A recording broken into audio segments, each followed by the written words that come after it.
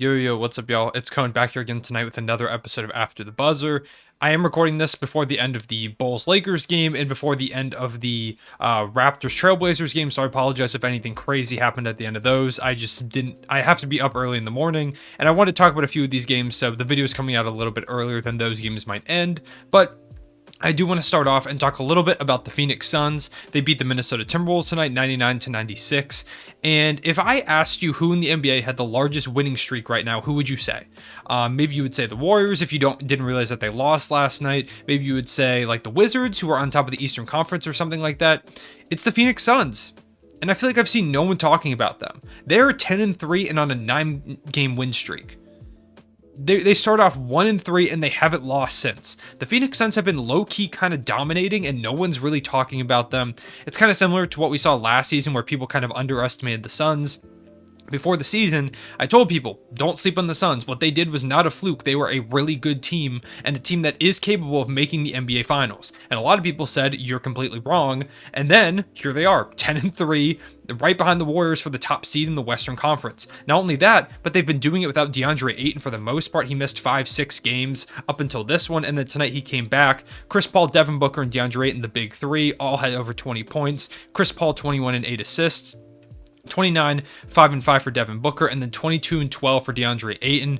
They were unstoppable tonight, the big three of them. Outside of them, no one scored more than 7 points. They put the team on their back, especially in clutch time. The Phoenix Suns right now are leading the NBA in clutch time points, and it shows. At the end of this game, the Minnesota Timberwolves went up by about 3, and then it was like a Chris Paul 3 to like tie it up, then a Chris Paul mid-range, then like a Devin Booker cut to the basket, pull up mid-range, then DeAndre Ayton under the basket, Devin Booker mid-range. It just felt like they never missed when they went down the court. The second they kind of went behind, they're like, okay, it's time to turn it on, and they dominated. And it makes sense. This is a team that made a living last season playing in big-time games and winning those big-time games even when people didn't expect them to.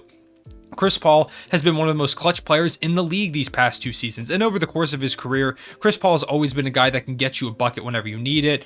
He's leading the league in steals, assists. Chris Paul's having a phenomenal season, and Devin Booker hasn't even quite been the player that he typically is so far this season. He has picked it up as of recently, like I said, 29 points per game, or points in this game.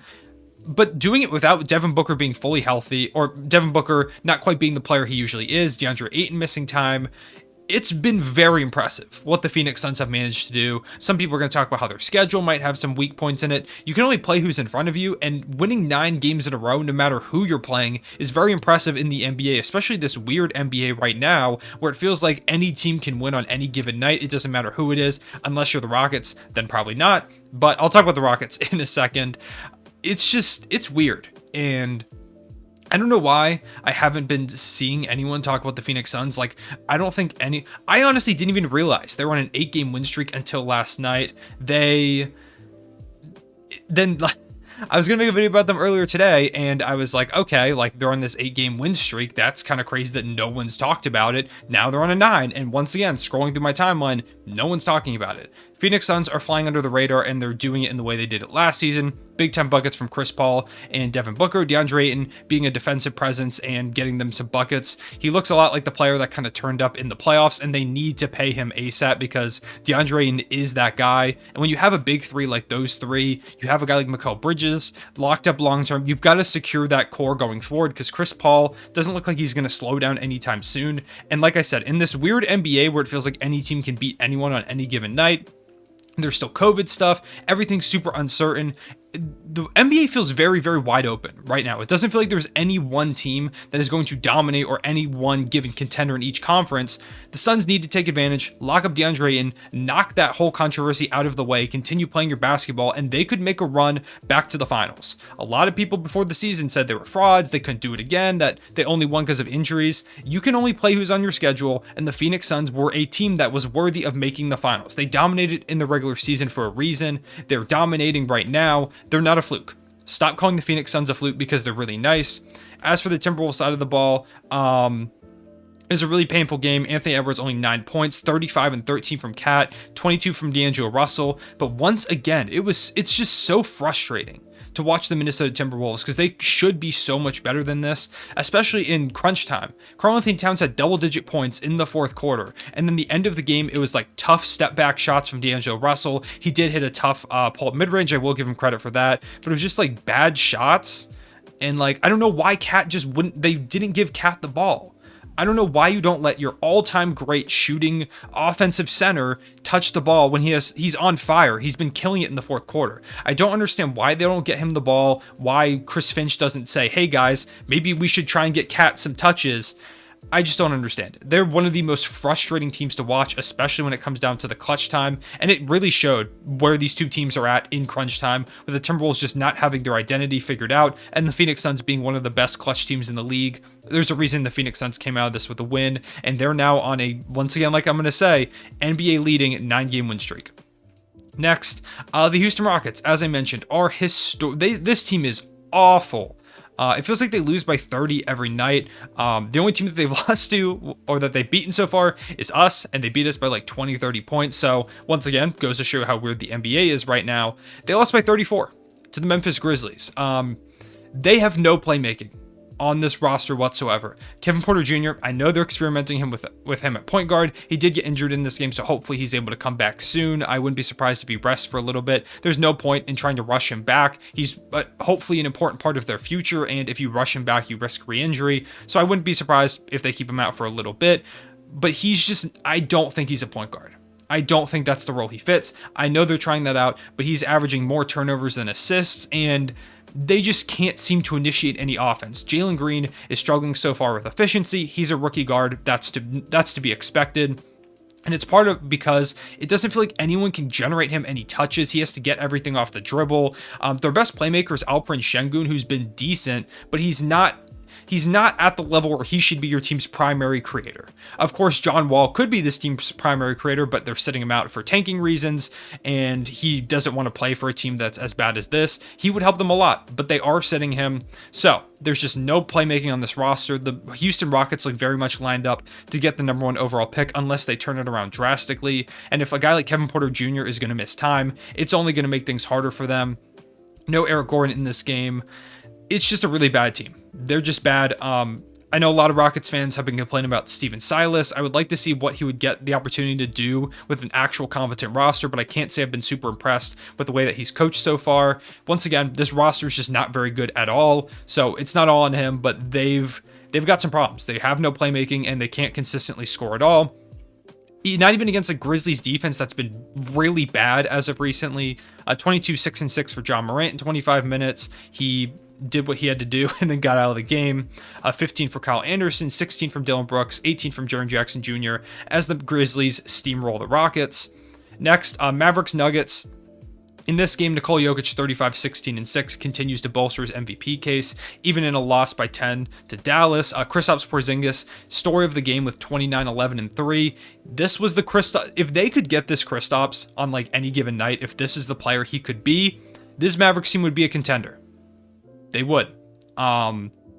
It's weird to see the fall off that has happened because years ago when he made his first All-Star game, I was like, okay, Kristaps is going to be this perennial All-Star guy. He's going to be a guy that could make some All-NBA teams. And now with this big fall off after the injury and just coming out of the bubble where he looked like a monster, these games every now and again, once again, kind of flash the hope to Mavericks fans that maybe he can become that guy. It's just a matter of consistency. He still has something in the tank. If Kristaps could be like this player on any given night, the Mavericks are a contender. The problem is he can't. At least he hasn't been. Luka with 23 and 11. 19 from Tim Hardaway Jr., 17 from Jalen Brunson. Mavs moved to 9 and 4 with a 10-point win over the Nuggets. In the Kings-Pistons games, the Kings destroyed the Pistons. A report came out earlier today that Luke Walton was on the hot seat, that they're considering firing him. And then he said, haha, absolutely not, and beat the Pistons by 22 points. 1969 for De'Aaron Fox, 22 for Hield, 17 from Tyrese Haliburton, 19 from Rashawn Holmes, 15 from Harrison Barnes, 16 from Chimezie Metu. That is their top 6 guys in minutes that all scored in double digits. Marvin Bagley did play 18 minutes in kind of an audition for the Pistons, it feels like. There's rumors that he's going to get sent there, and this is the first time they've played him in a while, so it feels like that's going to happen at this point. Also, Cade Cunningham had his best game of the season in this one. Cade Cunningham had 25, 8 and 8 with 5 threes. He was phenomenal. 28 from Sadiq Bey. So even in a loss, some promising things for the Detroit Pistons. Next, Heat Thunder. This was probably Shea's worst game in a long time. He only had 10 points, 3 rebounds, 5 assists. Couldn't buy a bucket. The Heat were super committed. If you know the Heat, they're a dominant defensive team. They're really good on that end. And they were sending, I'm not kidding, triple teams at Shea to get the ball out of his hands and force the other guys to beat them. Of course, we could not. We're not that talented of a roster at this point. Do want to give some shout outs to Jeremiah Robinson Earl, 16, 5 and 2. Someone commented on one of my last videos saying that JRE, they want me to talk about him. So here's me talking about him. He's been phenomenal. He does everything right. He feels like a veteran presence. He's a good shooter, which we need desperately in our front court. He's a solid rebounder. He's a really solid defender. He's super fundamental. And I've been super impressed with everything he's done so far. Josh Giddey with 6, 9, and 9. Still so close to that first triple-double. He'll get it soon.